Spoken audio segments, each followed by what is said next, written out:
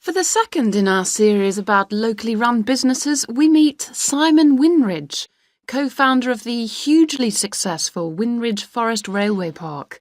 Welcome, Simon.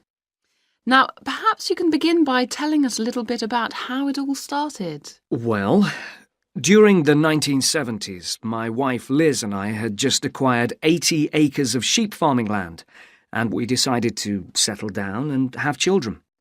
Pretty soon we had a daughter, Sarah, and a son, Duncan.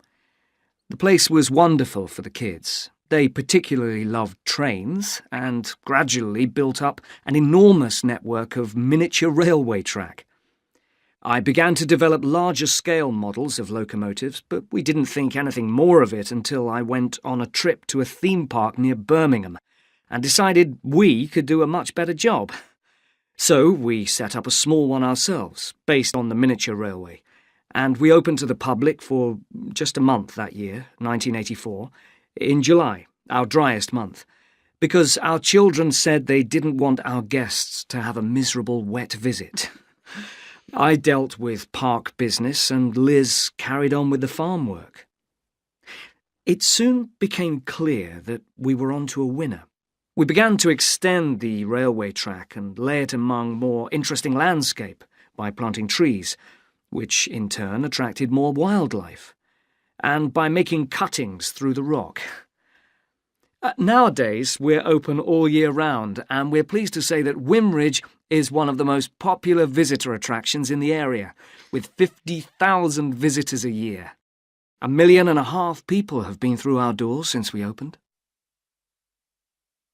All these visitors mean we have had to expand our operation, and it's now a truly family concern. I'm near to retirement age, so I only concern myself with looking after the mechanical side of things, keeping the trains going. Liz now devotes all her energies to recruiting and supporting the large squadron of workers, which keep the place running smoothly. We're really pleased that, after some years away teaching, Sarah has now returned to the park and makes sure the visitors are kept fed and watered, which keeps her pretty busy, as you can imagine. Our son Duncan has been a stalwart of the park for the last 10 years, taking over from me in the area of construction. And I'll say a little bit more about that in a moment. And his new wife, Judith, has also joined the team in charge of retail. That's becoming a tremendous growth area for us. A lot of people want to buy souvenirs. Mm-hmm. So have you finished your development of the site for the moment? Not at all. We're constantly looking for ways to offer more to our visitors. The railway remains the central feature, and there's now 1.2 kilometres of the line laid, but we'd like to lay more.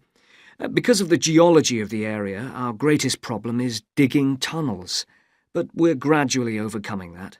We're also very pleased with a new installation of the go-kart arena, which is 120 square metres in area. Again, the problem is the geology. We had to level the mounds on the track for safety reasons. We wanted to enable 5 to 12-year-olds to use the go-karts. And the main attraction here is the Formula One kart. We've known fights to break out over who gets it. And then, finally, to our most recent development, which is the landscape swimming pool.